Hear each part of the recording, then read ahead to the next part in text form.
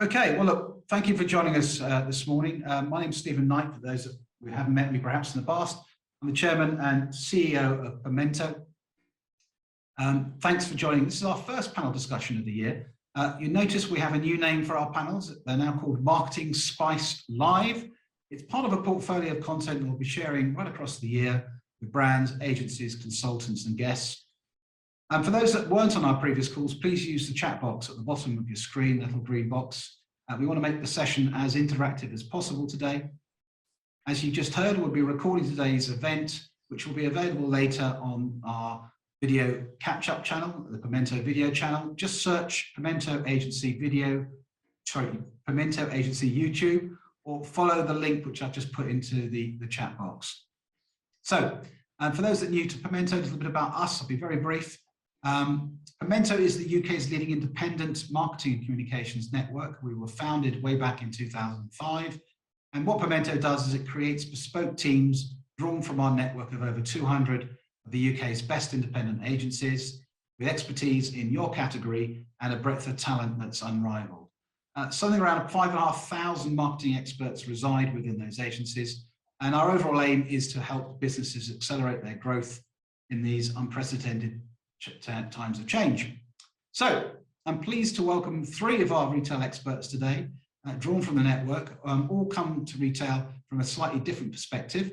We have Tom Molyneux from Crypt, KPRT, Crypt. He's the co-founder of Crypt, and for those that don't know Crypt, they are a multidisciplinary creative studio. Their mission is to help brands across the spectrum, support them through creativity to build a long-term place within culture through experiences, partnerships, insights, and strategy. Crypt's extensive network of leaders within the creative sector gives them unparalleled insight into culture, helping brands find their place both within and outside of retail. So welcome, Tom. Thank you for joining us. Sue is the CEO and founder of the Behaviours Agency. Sue has worked around retail for some 25 years. She started out life on the coalface at M&S, moving to McCann Erickson, where she led retail projects for Magnet, Clarks, Sainsbury's, and Officeworld. She founded her own agency, the Behaviours Agency, back in 2006, and their mission is to create preference for brands and retailers. And she now works with retailers such as Well Pharmacy, Sharps Bedrooms, and Amazon Fresh. She's at heart a brand and business strategist, and in her element when she's actually on the shop floor, and is a huge advocate for the role of colleagues in the whole shopper experience. Thanks for joining us, Sue. And then finally, Andrew Cowen of Blue Spark Strategy. After 20 years on the dark side, working at Unilever in both local and global roles, Andrew was a member of the global skin category board. He set up his own business, Blue Spark Commercial Strategy, in 2019. Since then, he's worked with major FMCG brands that include Britvic, Nestle, Coke, Diageo, and Heineken, primarily on business transformation and channel strategy development as they adapt, obviously, to the e-commerce world we all now live in. He also helps startups with commercial strategy, proposition development, and routes to market, including Skin in Motion and Tinniture London. He's got first-hand experience of building startups, direct-to-consumer brands, as well as stretching established grocery brands into omnichannel. So, three experts with a combined experience of some 75 years, all of whom bring a slightly different background and perspective to the world of retail. It's a great subject, one that we're going to try and cram into just a 1-hour conversation today. Please, as I say, take the opportunity to ask any questions using the chat function at the bottom of the screen. I'd really like to get this as interactive as possible. If I may, obviously it's been a turbulent period for the last 2 years in retail. We last did a deep dive, I think just over a year ago, and it's really interesting to see how much the retail world has changed since then. So if I can start, please, with Tom. Is it true to say that the death of High Street was perhaps premature? Hi everyone. Yes, I think so. I think retail is still very much alive. I think it's just changing quite dramatically, changing based on consumer behaviour, changing on consumer needs. Particularly, I specialise in kind of more of a youth focus market. So particularly with millennials and Gen Z, we're seeing that people are still preferring to shop in a physical environment over digital. But at the same time, 70% of Gen Z, as an example, find it very frustrating. They can't find an item within store. And also a lot of Gen Z are finding that they're finding things online and then going and purchasing it in a physical environment. So I think those behaviors are making sure that retail needs to be more efficient and needs to kind of adapt to these kind of consumer behaviors. And also what a retail shop represents, I think, is changing. It's beyond just a store now. I think shops need to become cultural hubs. They need to bring experiences. They need to be multifaceted, and they need to offer more than just simply a place to purchase something in order to attract a consumer and in order to keep up with, you know, modern trends, essentially. Okay, well, sort of building on that, I mean, obviously we've seen a number of global brands really bring that sort of retailtainment to the high street. But equally too, I'm conscious obviously that a lot of the smaller operations, the kind of the high streets that independents, they perhaps don't have the skill sets, don't have the experience to be able to do that. How are they adapting to this sort of changing environment? Perhaps I could put that one to anyone on the panel. Yeah, I think they're doing it in similar ways, and actually they're probably better equipped to respond to the local environment. So they go back, I think, to the heart of retailing, and they bring the brand to the local community. So there's much more authenticity around it. There's much more connection, which is what people are coming to the high street for. So that kind of humanization of behavior, I think independents are absolutely brilliant at. And creating events and creating theatre, because they're just much more invested in the brand. So I think they're responding in very similar ways, albeit, you know, in some places it's difficult around things like convenience and those drivers. But actually that authenticity and that cultural engagement that we've talked about, actually I think is probably a bit easier for independents to do. Yeah, I think just maybe if I can build on that from what Sue said, what I see is that indeed, you know, authenticity, buying local, these are also big trends that we're seeing across retail space. And a lot of the brands actually that have started in the last couple of years, direct to consumer type brands, interestingly, you know, they are beginning to really look at how they can come onto the high street, maybe through pop-ups or temporary stores, because they really need to have that focus space where, you know, you can bring people in, they can touch and feel and pick up your brand and really experience it in a way that is really hard to do online. So I absolutely think that there's a lot of space for independence on the high street, and there's a lot of space for convenience stores still, you know, and the smaller sort of grocery store offerings as well, because, you know, people really like that they can go around the corner and they can go to a real store and meet a real person, you know, especially after we've all spent the last 2 years on Zoom calls. So I absolutely see that as being something that's going to grow and continue to be really important as we get back to, you know, the new normal, hopefully. Are we witnessing more flexibility from landlords and local authorities to try and encourage this resurgence of the high street? Yeah, I think so. I live in the Northwest, and one of the greatest success stories that we've got around regeneration is Altrincham Market, and they have completely changed the centre of that town by placing all their energies around the development of the old market, in effect. So, but they've done it from two perspectives. They've done it from building a core food offering that attracts people to it, and then augmenting that with a core independent market. So they've put the heart of the community in, and the people are coming to it, and then they've built all of the infrastructure around that. So it's still surrounded, in fact, opposite is a, you know, massive M&S. It's still surrounded by that culture. So we're definitely seeing different models of regeneration in town centres, but anchored, interestingly, on an independent as opposed to a massive retailer. It's just different ways of thinking about things.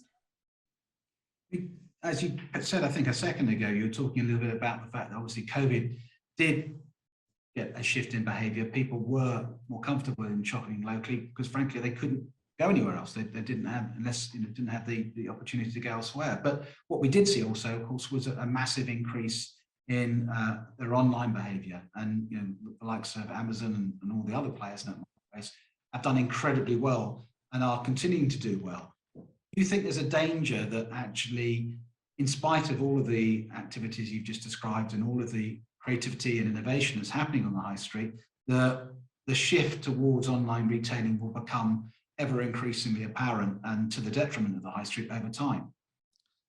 I think it's just jump in there. I think it's about adapting to that new world, and I think this, going back to what I said earlier, I think that retail is evolving in the sense that if you don't have something in stock, you need to have the ability to be able to get that to that person the next day. So that kind of Amazon world of convenience that's been created has probably shifted consumer behaviors and what consumers expect, and that needs to translate to a retail environment as well. So I think particularly the big retailers, you're probably going to see that efficiency with kind of items being able to be sent same day, next day, whatever it might be, to make sure that people are incentivized to come into store, because people do still want to feel and actually buy something in a physical environment, but they're not willing to sacrifice time, and they're not willing to sacrifice anything to kind of have that retail experience, which means the retailer is going to be able to catch up.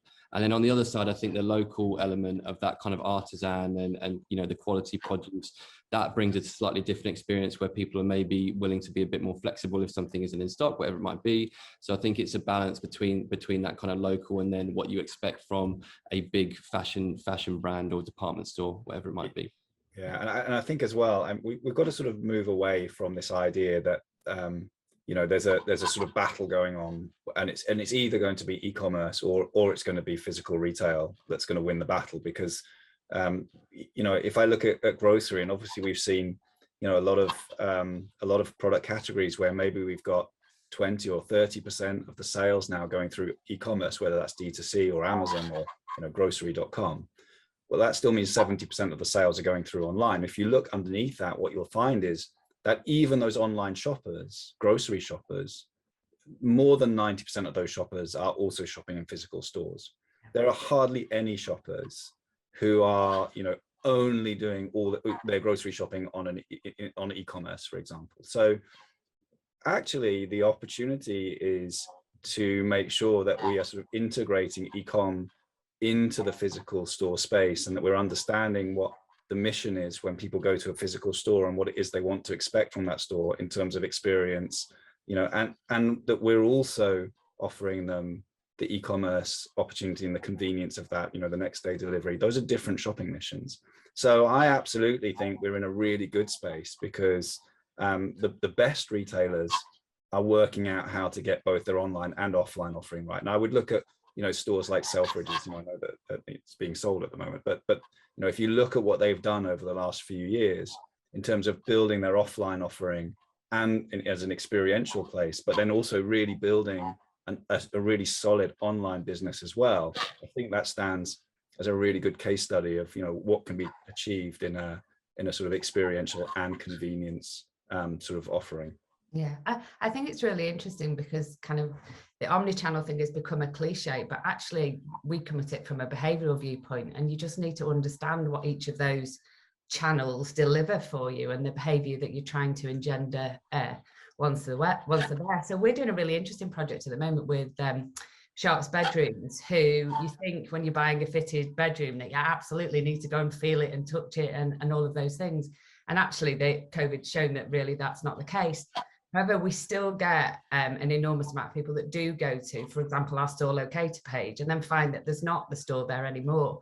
So we're doing a whole piece of work about, well, how do people experience the store digitally when there's no kind of retail store nearby them? And we're taking all the behaviors that we want in store. So how do we create touch? How do we create senses? How do we create conversations? We're just building that back into the digital experience. And then likewise, in the retail channel, we take what do they want from the retail channel, from the digital channel back into retail. So I think it's just really, really understanding behavior in each of those channels and optimizing for that. To build on that, I mean, obviously one of the knock-on effects has been the change in people's working patterns, and most, certainly agency people and a lot of obviously brands that we serve and work with are giving full flexibility to their teams, and that's likely not to change. That one agency I spoke to last week has actually just issued a new employee arrangement, a contract, if you like, that says they only have to go to the office 4 times a year. So is that likely, do you think, to create further opportunities and changes in the high street in terms of people's shopping patterns and the times of day in which they engage with retailers? Are we like to see a flattening out and people basically shop because they can, whenever they want? Yeah, I think so. I mean, the thing that we talk about with our clients is habit. So what changed in the start of lockdown is all of our routines changed, all of our habits changed. And, you know, for 2 years, really, that's probably been the case. They've been in flux. We've been changing all the time. And therefore, we've been adapting our habits and creating new routines. I think if we, as now, we start to go back and actually cement those routines, they're likely to last for some years now, rather than coming in and out. We'll get into a settled period.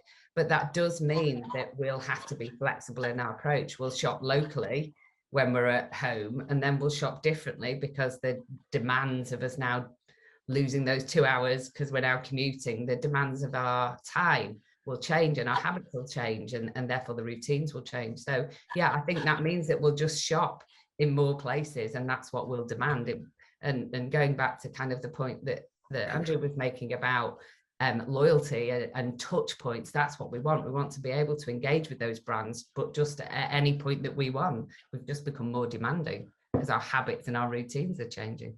I think as well that just sort of building on that, we also have to look at the demographics, you know, who our target audience are, because you know, we talk a lot, and a lot has been talked about in terms of, you know, the working from home, and I think it would be sort of, you know, it feels as if almost, you know, everybody is going to be working from home forever, or, you know, working on a beach in the Caribbean or something, which would be lovely.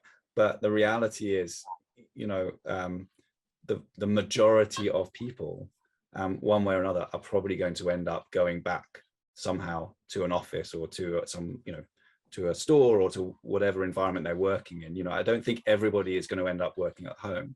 What will happen is that they will have maybe more time. There is more flexibility. You know, that will actually help, I think, local communities and local high streets. You know, there will be more people there than there perhaps were, but it's not, you know, it's a bit like the whole e-commerce story again. You know, we all talk about how e-commerce is taking over the world, but actually, you know, in many categories, no, actually it's still, you know, 70–80% done in physical stores. So we mustn't overplay some of these trends at all. We mustn't forget that people are still going, you know, they're working in stores, they're working in physical places, and they are leaving their home and they are commuting to work, and that will continue, and we mustn't forget that. So I do think that there are opportunities, but you've got to be really, you know, understanding who is the audience that you're playing to, who's the audience you're talking to, and whether or not their life has fundamentally changed, or whether or not they're actually going back to something similar to the routine that they had pre-COVID, which will be the case for a lot of people. Okay, well, so building on that audience, Tom, I know a lot of your audiences are more youthful, and you work with a lot of fashion brands, a lot of brands that appeal to the sort of 14 to 24-year-old bracket. Tell me, that those particular generations, their retail habits and the way in which they engage with brands, how's that evolving? Yeah, I mean, as I said before, 50% of Gen Z they're seeing something on social media, and then they're going in to buy that in a physical environment. So it's very much so that kind of digital physical world is crossed even more than ever. Experiences is obviously a huge one as well. Young people, an example, Fiorici, a fashion brand, they have a milkshake and like hot chocolate kind of area in their store. Stuff like that is what young people want to see. They want to go down, they want to hang out with their friends, and that's where retailers need to adapt. They need to offer experiences. They need to be a cultural hub that can attract young people, whether it's putting on an event or whether it's having something in store that can you know, engage people. Retailers are seeing now that it's massively valuable to have that multifaceted approach, and that is a way that you can attract a younger audience. But you know, price is still paramount with younger people. That's still what they're kind of, you know, the main focus is the price point is a huge thing, but then also they're more conscious of their purchases as well. So again, looking at kind of if it's, you know, eco-friendly, or if there's kind of, you know, meaning behind the products, or how you can attract people from that element as well. So I think it's definitely multifaceted across the board. We talk about techniques then that are being employed, and you know, to try and make the experience different. What sort of technologies are we seeing brought into retail environments that are really getting attention?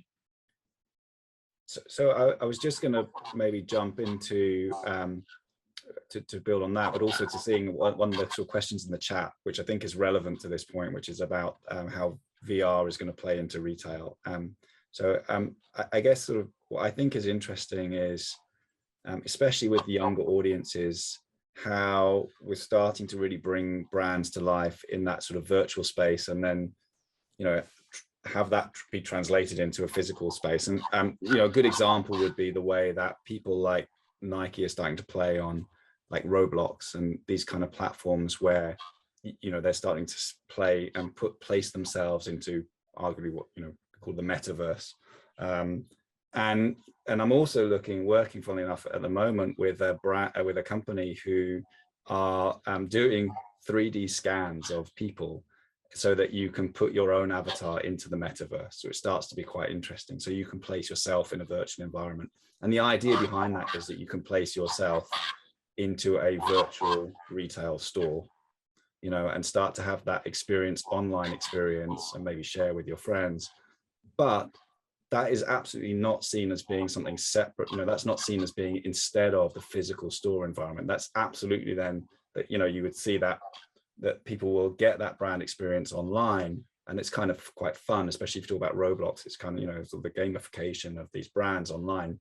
But then, you know, that's driving awareness and relevance, and then they're still expecting those guys to go out into a physical store and, you know, actually go to some sort of you know, physical space and then experience the brand in a physical space again. So I really think, again, it's quite an interesting place where there's a lot of experimentation going on. I'm sure that Tom is probably, you know, doing a lot in that space as well.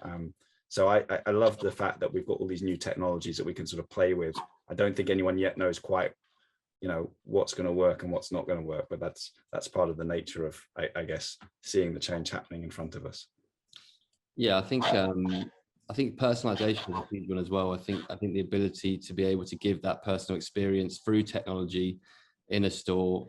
You saw, you know, the basic one is Nike ID and what they did with, you know, that personalization. But, you know, I think Lee Jeans did something where they had a machine recently in, and you could kind of you could print on a, you know, whatever graphic you wanted. You could just upload you know, something from your phone and you could print it onto your jeans. So I think technology in enhancing the consumer experience is, I think there's a lot of stuff out there that's maybe, you know, a bit gimmicky, and especially in the VR, AR space, you know, there's a lot of brands that are doing stuff that doesn't really add value to the experience. But I think when it's actually adding value, whether that's from a personalization point of view or enhancing the products or enhancing the way that you're engaging with that product, you know, the ability, I think I've already seen a few things where, you know, you have mirrors where you can try something on and you can quickly go through colors and you can change your hair color or whatever it might be. I think stuff like that is stuff that's going to stay because it's actually really useful for the consumer experience. So the ability to go into the store and say, you know, maybe there's a, you know, like a VR, whatever it might be, that tells you this is what's going to look good on you, and you can flip through the catalog and you can flip through the colors or whatever it might be. That's stuff that I think really enhances the retail experience and is the type of technology that is going to actually bring value to that. Yeah, exactly. And the other dimension of that is obviously convenience. So any technology that improves that. So obviously you mentioned at the beginning with Amazon Fresh on the launch of their stores, and that just walk-out technology has just changed the way that people retail and people shop. It takes a bit of getting used to when you do it. You feel like you're a shoplifter in some ways, but it's just amazing technology that's really enhancing the convenience sector and that shopping experience. And what Amazon are doing in the States with their fashion offer that's launching later this year is exactly the same. They're changing the way that we retail and experience stores using technology absolutely at the heart of it. But again, it's a convenience driver that they are looking for. So it's finding, I guess, the way that technology has a role in that shopping experience, because I guess I'm the same as you. There's all too often you see bits of tech that's unplugged and unused and unloved in the corner because that store is about human interaction rather than tech interaction. I think a lot of it as well is about the personalization, so how we use data as well, and how we can use that, you know, either in online or offline worlds. But, you know, if I just one example, for example, from Tincture, you know, we sort of build subscription, and you know, all subscription services, they suffer from the same challenge, which is that in Tincture's case, it's household cleaning products. So you order, you get it every month, and then you end up with too much washing up liquid and not enough floor cleaner or whatever. And so by understanding, though, the different customers that we have, we actually can start to really tailor-make the subscription model to each person. And that means that, I know that Sue is going to need, twice as much washing up liquid than Tom. No, not making any judgment here. Probably true. And we can set up and run that subscription in that very unique and personalized way. So that comes from, as a brand owner, having that first party data and that ability to be able to kind of actually access that knowledge and insight. And I think that, the more, again, that you've got big brands, which traditionally haven't had access to a lot of that first party data, as they're starting to move into direct to consumer businesses themselves, even if they might have a physical store, but now they start to run D2C as well. They're starting to be able to collect a lot more data and insight around their customers. And they're starting to be able to use that both to drive their direct to consumer business, but actually they can also use that to drive, their store business as well, and the experience that you have in store, and try and personalize that as well. So that, again, is a really interesting space where you start to think about what's the data that I know, what can I learn about the customers walking into or engaging with my brand, whether they're doing that online or offline. No. You kind of, I guess, sorry. Sorry, I was going to say the thing that, because obviously you mentioned at the beginning, I love colleagues. That's kind of, the real joy in retail, is talking to people that are talking to customers all the time. And one of the things we haven't talked about is emotion.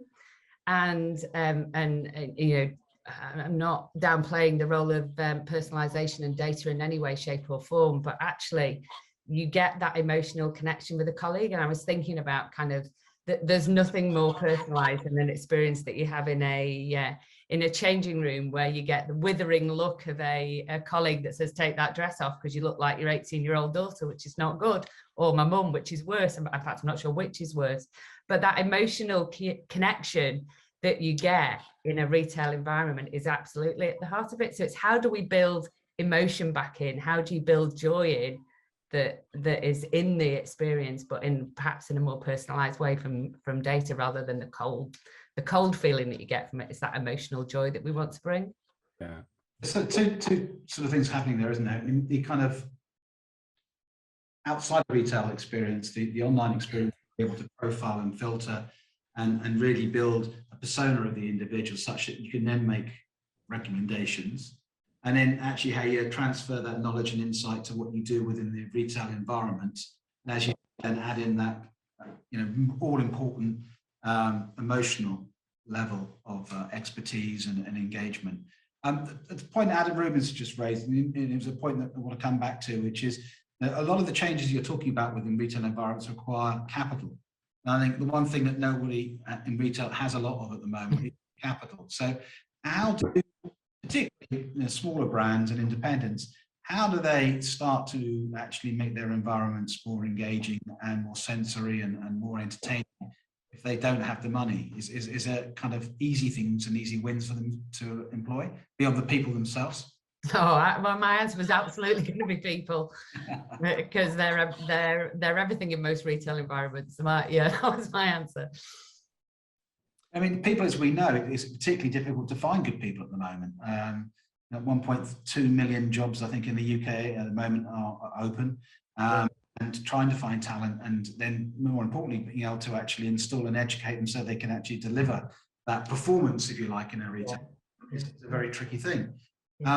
I guess to that end, there's a big role for agencies and a big opportunity to bring creativity to bear. Those low-cost models and introducing ideas that are realistic. Definitely. Yeah, I think so, but I also think so. There is, for me, there is an absolute role for agencies, and if I think about some of the work that I'm doing with some of my, the startups and the smaller clients, absolutely, there's a role for agencies to come and certainly from to help with capability building or training. That can be, one of the things to make sure that those staff that are in the business, they do understand the customer service kind of side of the business. But there's also, I think, increasingly access to a lot of tools that smaller businesses can sort of tap into in order to get relatively low cost data and insight themselves. And for example, one of the businesses that we worked with has developed a kind of loyalty app specifically for smaller brand owners, or brand owners that typically would have had to go to a third-party agency to get first-party data and get close to their customers. This brand is actually doing digital couponing, but what that means is that they are taking off your social media sites, like your Facebook campaigns, for example, and allowing people to download an SMS coupon. But through the download of that coupon, you get a lot of insight and information about your customers that then the brand owner can use. That puts first-party data in the hands of the brand owner. So now what they do with that data, agreed, they then might need an agency or someone to come in and help them understand how to really use the data they've got, because they're not used to having that kind of data.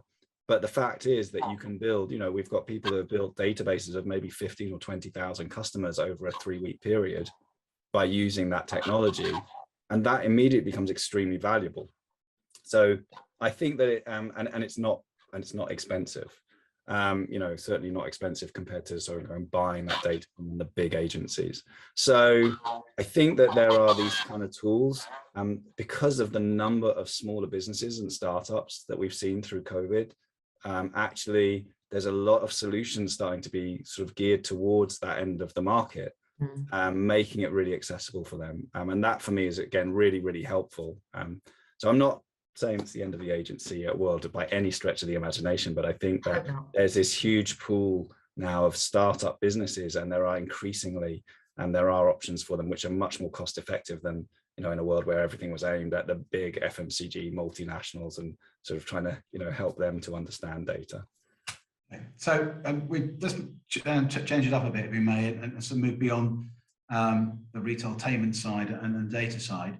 And talk a little bit about the market as it stands at the moment. If we look at what's happening in the round, obviously the cost of living is forecast to increase very dramatically this year with energy prices and so on. We've also got rising inflation and the promise of further interest rate hikes. What's the likely impact on retail, and who do you think are going to be the winners and losers? I don't know whether you guys saw what the Retail Week data's just out, and in terms of growth, and it looks like pretty healthy growth is forecast for most categories, not the growth that we experienced last year, but across the board from electricals and fashion seems to be where the significant growth is going to come from. But all across the board, if you look at that Retail Week data, everybody's in for what hopefully is a really good year, from building from some fairly terrible years to some real growth. So yeah, it's fashion and electricals that are really driving that. Yeah, I mean, I think that, it was interesting. I just saw some data come out on gifting Christmas and Christmas gifting that we were doing for a client. There's still a significant number of consumers who went into Christmas feeling, worse off than they were in the last year.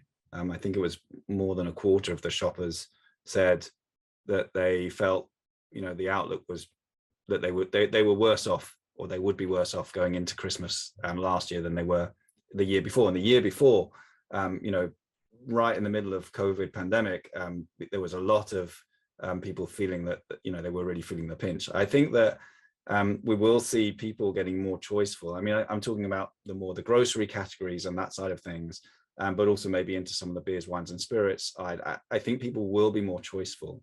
I don't necessarily think it means that they're going to spend less money on the items they choose, especially with people at home. I think there is this sort of balancing act of actually maybe just being a bit more thoughtful about what I buy. And we saw that in that Christmas data as well, that people, they were not spending massive amounts more money on Christmas.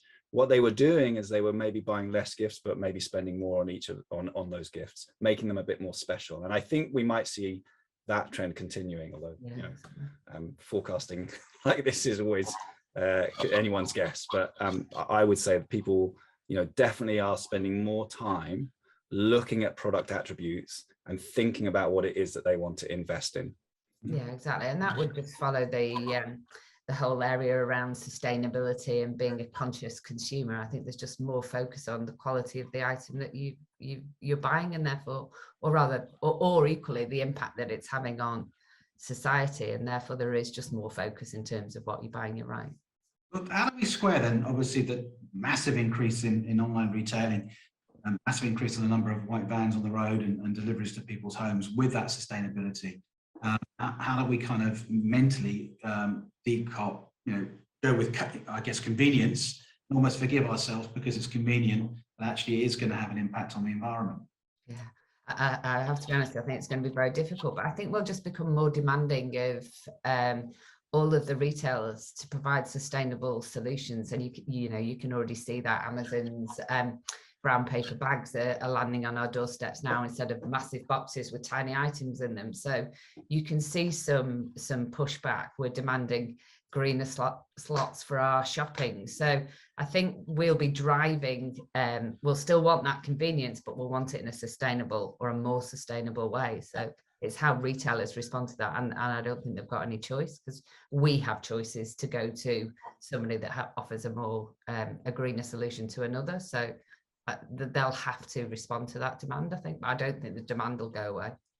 Yeah, I mean, I think that the packaging still, for me, the big thing is still packaging in people's minds, and that's been exacerbated because as people are spending more time at home, or have been spending more time at home, we know things that people, a lot of people have recycling, obviously, bins in their kitchens now.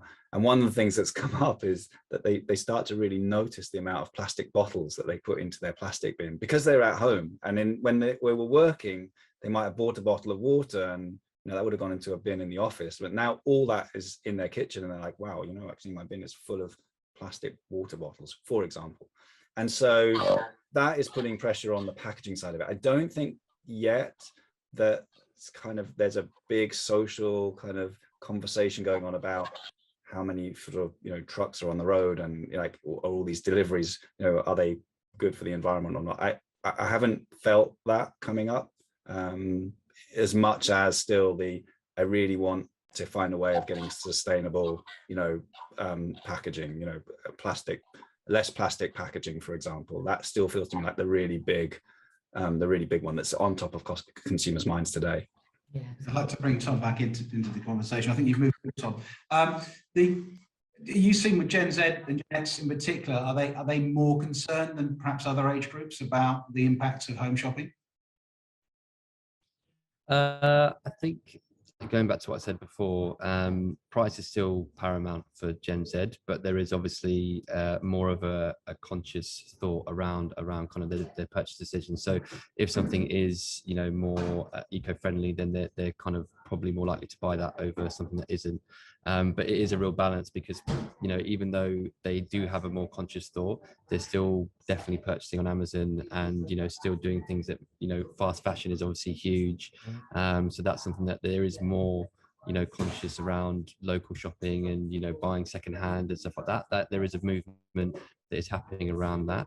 But I think just because things are purely so cheap and so accessible, it means that there's kind of a kind of almost a battle that's happening between that convenience and what people probably want to do and what people prefer to do. But yeah, I think it's that kind of like time versus kind of value that's kind of the battle at the moment. Oh, we've lost you, Stephen. Sorry, I was muted. So it's so for them it's basically about it's about convenience, but it's about value, and it's also about sustainability and purpose. There's a kind of a broader range of things they're thinking about.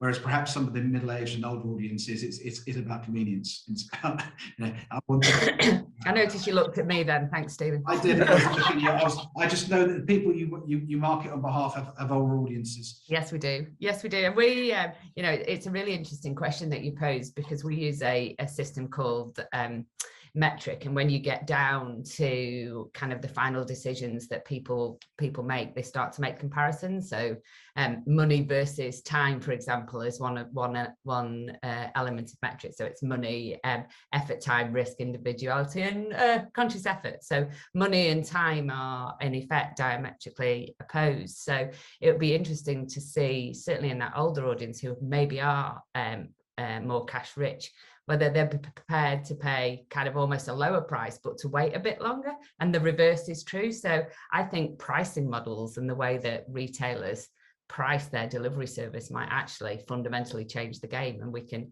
play on those spectrums in terms of how people make comparisons. So yeah, I think interesting time for the category from that perspective, but there's lots I think we can do collectively to improve the issues around sustainability and waste as a category. Coming back to the earlier point, I think, Tom, you were out communicado at the time. We were talking about inflation in the economy and rising cost of living, et cetera, people feel squeezed. I think that the opinion was that actually that people would probably still continue to spend, but might be more discerning about what. Yeah. One of the things that we have seen, and I guess this is something that we should be conscious of and aware of, it's collecting debt for the future. But there's been a massive increase of the sort of service providers that buy now, pay later type organisations, people like Klarna and Lay-by and ClearPay. All of those businesses are doing phenomenally well, and a lot of retailers are giving people the option at the point of purchase to basically delay payment. That for me is always a sign in an economy that things are beginning to slow down when you start to see those organisations start to do particularly well. And again, it's been very convenient to be able to buy products in that way. The processes that you might have gone through in the past when you were effectively buying credit were a lot more complex. Now it's a lot easier. Is that a symptom that you think that the economy is going to start to slow down? Anyone? I mean, again, going back to the younger audience, the kind of subscription model is what they prefer. So this kind of pay monthly for an item, this is something that from Netflix to whatever, to car leases, whatever it might be, they prefer that environment, and that's kind of what they're used to essentially. And I think in a way it's a positive thing, especially there's a company called Her where you can rent luxury handbags and stuff like that through them. So if it's having a positive impact in terms of fast fashion and kind of tackling that, then that's a good thing. But I think for young people in particular, things like Klarna, it just naturally fits into the way that they operate and what they're kind of used to. So in that sense, for younger audience in particular, that kind of subscription model, paying over a sustained period of time, is something that kind of is preferred to them in certain instances.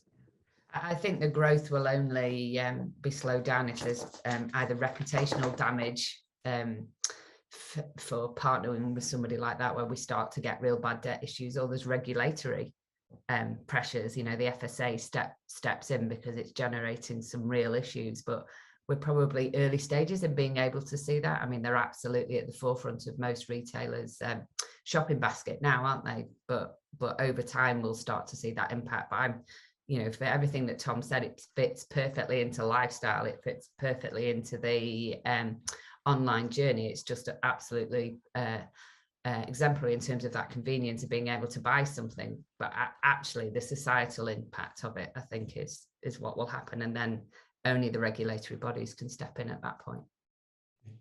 So I'd like, if we may, in the last 10 minutes, to open it up then to all of our viewers today and people who rung in. Adam Rubens, I think you're there. You had a couple of really interesting questions related to price. If I'm happy to answer either of those, if you'd like to ask the panel directly. Yeah, hi everyone. Really interesting debate. I mean, I've looked into this space quite a lot, and I've tried to work with my local high street to come up with some more innovative ideas, because I think most of the things we're discussing here today are all great ideas, but they all cost money. And this is in a market where retailers are feeling particularly squeezed. they may have been slightly overambitious prior to COVID and extended themselves to a point where they just don't have the cash flow to support some of this experimentation. So are there new and innovative approaches that we can take to actually get the high street working without having to spend money that they don't have? And things like ecosystems where small independents can work together, as opposed to trying to fight the Amazons of this world on their own. Is there a way where we can create these ecosystems?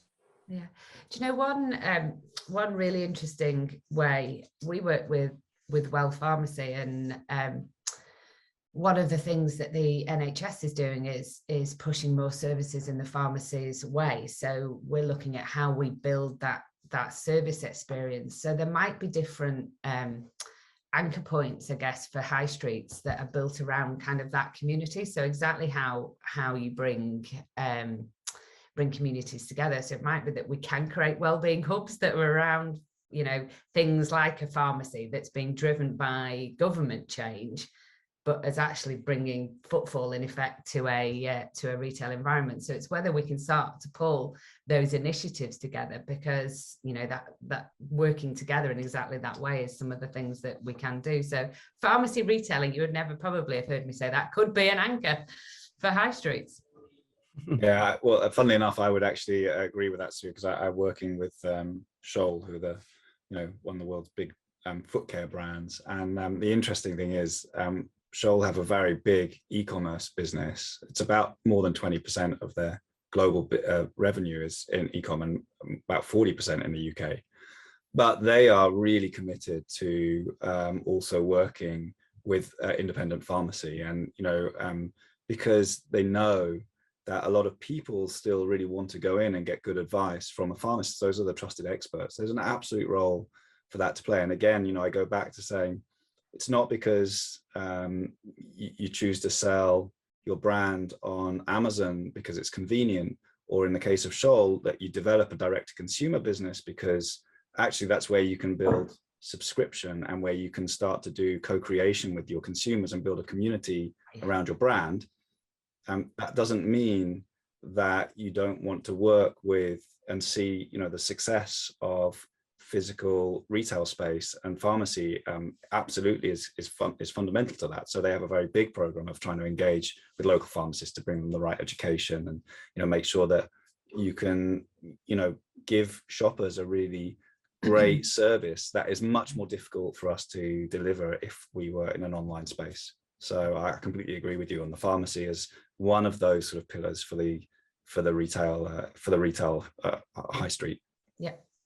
Adam, the other one which I have seen, and you may have seen this in your high street, is what I call co-creation. Where hairdressers go into grocery or into coffee shops, or start to work with people who are also along the high street and actually offer implants and space in their environments to make them more interesting and to make just that people want to go. That doesn't obviously involve a huge amount of cash, because very often it's a partnership arrangement, but it can make the destination more exciting and more interesting and more engaging as a result. Paul Hackett also says, Sue is spot on. We've already developed plans for a shopping mall to become a well-being centre.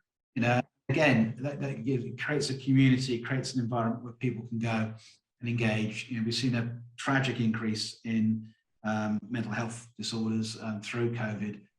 If there was a kind of growth industry and a place where people want to go and want to exchange and want to share, that would be brilliant, and something that could really, really work well. Question that's come in, which relates to returns. I mean, we've spoken about the cost of actually delivering stuff to the home and the environmental impact, but as a nation, how are we coping with returns? How can retailers actually be better at managing that process? How can we be more sustainable in that space? I think it's really interesting. So we look at it from two perspectives. So how do you introduce friction and how do you increase flow? So if we think about it from a friction viewpoint, we actually need to make returning harder. So can we make it more costly to do it? Can we make the process harder? It's just all too easy to return. And M&S, for example, have just introduced a whole new return system to make it easier for us to do it. But that isn't going to fly with kind of our sustainable head that we put in. But equally, can we make it easier for people to buy the right things, so go the other way, so we reduce the number of returns? And we see quite a lot of work around here in terms of visualization tech, or even in fashion. So Zara do a great thing to help you find the right fit for the right clothes that you're trying to wear. So you're not buying 3 or 4 different sizes, you know you're buying the right thing. So I think, again, it's that emphasis on, do we reduce the effort that it takes, or increase the effort it takes rather, to send things back, or do we just try and reduce the amount of things that we're buying? Both of those things could work. Although I have to say, to play devil's advocate, that returning things is also one of the reasons that people go into the high street, because they go back to the post office, or they go to the convenience store because that's where they drop parcels off. So, you know, in a funny kind of way, there might be a benefit there. I'm not suggesting. No. And it's never surprising. Wrong, but... Yeah, no, exactly. And it never fails to amaze me that click and collect spaces in most stores are like the most awful places in the history of the universe. And why don't they feel like a full retail experience, dragging people back into the store? But anyway, that's another one. No, I agree with you, by the way. I think that's a real opportunity. Because you're right. I mean, funnily enough, you know, that's, if you go into France and you think about grocery, you know, one of the reasons why they did click and collect, and they were, you know, ahead of the UK probably in developing click and collect, was exactly because they knew that people would come into the store and that they would buy other things when they were in the store. You go and pick up your grocery and you spend another, you know, 20 euros when you're in the hypermarket picking up your stuff. And so I think that there's, you know, there's, you know, retailers need to be smart as well, that, you know, a lot of these things are really, you know, there are really interesting ways that you can encourage people to come into your store and into your space. And it is often by connecting the online and the offline world together. And that's something that can be developed without a lot of cost. So that space planning, it really genuinely never fails to amaze me that the John Lewis click and collects on the outside of the building. No, in the middle. Make people walk through your store. Back wall. Exactly. This is a problem between convenience and yeah, exactly. Tom, one for you, I made since come in. The role of influencers appears to be evolving, shall we say, and perhaps in some cases changing. We've seen obviously how social media is no longer just about influences. Actually, it's also becoming a retail environment. Is it going to grow, do you think? Yeah, I mean, massively. I mean, we do a lot of e-commerce through influencers, and we've seen the massive impact in ROI that it's having.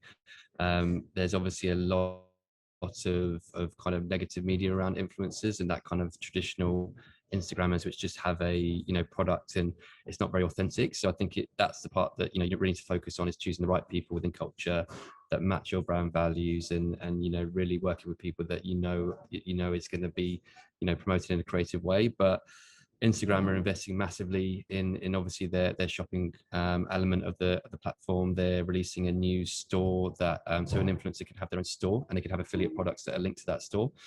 So yeah, it's not going anywhere, and I think there's only going to be more and more innovation within the space.